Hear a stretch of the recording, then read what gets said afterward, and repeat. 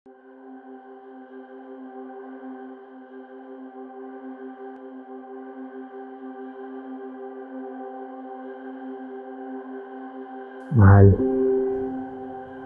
gusto kong humingi ng paumanhin sa iyo dahil bigla na lang ako nawala. Hindi man lang ako nakapagpaalam. Ang dami kong hindi nasabi na pinagsisisihan ko ngayon. Akala ko'y marami pa tayong taong pagkasamahan. Naaabot tayo sa panahong hindi na natin kailangan magtrabaho. Nung gigising na lang tayo sa umaga, makikinig sa balita habang naghahanda ka ng almusal. Yung mapagmamasdan na lang natin ang paglaki ng mga anak at apo natin. Ang bilis ng lahat. Hindi ko akalaing magiging ganito kabilis ang paghihiwalay natin. Huwag mo sanang isipin na ginusto kong magpaalam o na mas masaya ako ngayon. Dahil kung pinapili ako, alam mong hindi ko kakayaning iwanan ka ng ganun-ganun lang. Mahal, huwag ka mag-alala para sa akin. Nung sinabi kong okay lang ako, totoo yun. Kahit mininda akong sakit, ayoko nag-aalala ka para sa akin. Okay lang ako. Okay na ako. Masaya na akong ikaw ang huli kong nasilayan sa aking pagpanaw dito sa mundo.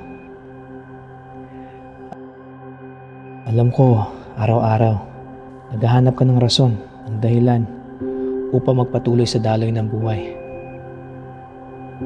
Nakikita ko sa mga mata mo na hinahanap mo ko.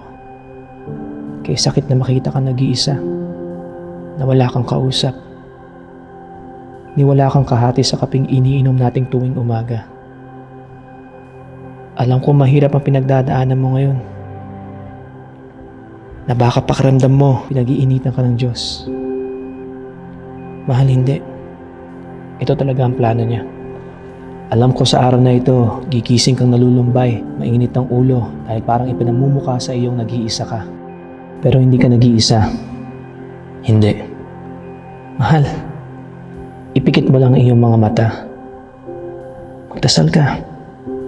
Nandito lang ako. Kung kailangan mong umiyak, sige lang. Nandito lang ako. Kung kailangan mong itanong kung bakit ganito ang nangyari sa atin, sige lang. Nakikinig ako.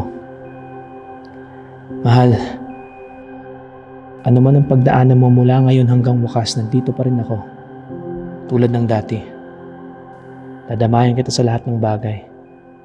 Dahil ikaw lang babaeng minahal ko. Bawat araw na napapalitan ng pag-unawa ang galit na nararamdaman mo. Kahit halos makalimutan mo na ako. Kahit masakit. Sikapin mo.